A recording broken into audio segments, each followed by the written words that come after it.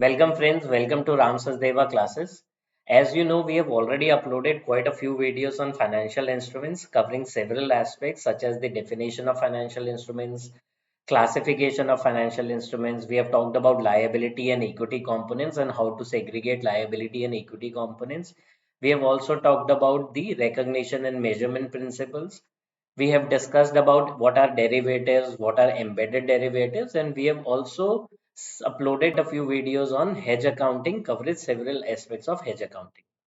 And in this series, we will be covering expected credit loss, which is popularly known as the ECL model. So let's begin.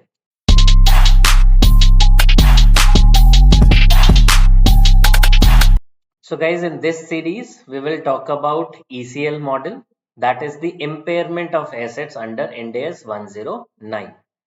And in this series, we will cover the various aspects of ECL, which will include overview of the ECL model, scope of ECL, that is ECL will apply to what all assets, what are ECL parameters, approaches to ECL computation, and what are the various stages in ECL model. Guys, let us talk about expected credit loss. ECL is an impairment provision under IND AS 109. So guys, prior to IND AS 109, or I should say prior to this ECL model, provision used to be created when the actual defaults happen. However, under ECL model, it is a forward-looking approach. That is, ECL is determined based on the estimated expectation of an economic loss of assets under considerations. We will talk about what all assets are covered under the IND AS model in the subsequent slides. So IND AS 109 provides a forward-looking approach, laying out the requirement for making provisions based on the expectation of credit losses, even at the initial recognition of. So guys, let us talk about the accounting standards which deals with the impairment of assets. So there are two standards which deals with impairment of assets. One is IND AS 36 and the second one is on ECL model, which is covered under 109. Guys, we will first talk about what exactly is covered under IND AS 36 and then we will talk about what is covered under IND AS 109, that is the ECL model. IND AS 36 shall be applied in the accounting for the impairment of all the assets, tangible or intangible, other than inventories, which is covered as per IND AS 2 on inventories. As per IND AS 2, we will see what is the cost and what is the NRV, and we will measure the inventory at the cost versus NRV, whichever is less. So we are not going to talk more about the impairment as per the specific standards. We will only see what is included and what is not included under IND AS 36. So as we have talked about, inventories are not included. Contract assets that are recognized in accordance with IND AS 115 are also excluded. Deferred tax assets and assets arising from employee benefits are also excluded from the scope of IND AS 36. Then there are financial assets that are within the scope of 109. These are also excluded and this will be covered as per ECL model. We will talk about these in the subsequent slides. Biological assets related to agricultural activities are also excluded. Deferred acquisition cost and intangible assets arising from insurers' contractual right under insurance contracts are also excluded. Non-current assets classified as held for sale in accordance with IND AS 105 are also excluded. So guys, the point number A to point number H, these are specifically excluded from the scope of IND AS 36. That is, IND AS 36 will apply to all tangible assets and intangible assets other than what has been prescribed under point number A to H. We will talk about the financial assets that are within the scope of IND AS 109 in the subsequent slides. 36. So guys, IND AS 36 applies to the financial assets classified as subsidiaries, associates and joint ventures, which are covered under IND AS 110, IND AS 28 and IND AS 111. So that is, IND AS 36 will apply to investments in subsidiaries, associates and joint ventures.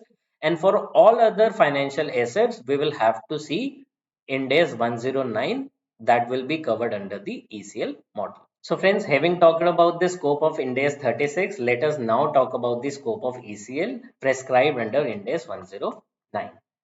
So guys, on the left hand side, you can see the financial assets which are under the scope of ECL, and on the right hand side, we have included assets to which ECL will not apply to.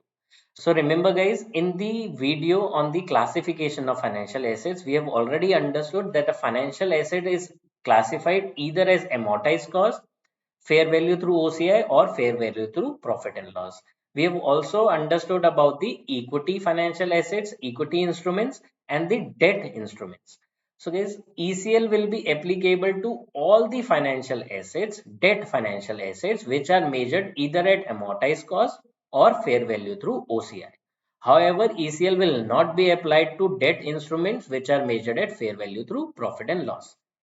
So guys, we will take a pause here and we will see that all the financial assets which are measured at fair value through P&L, ECL will not be applicable. Why?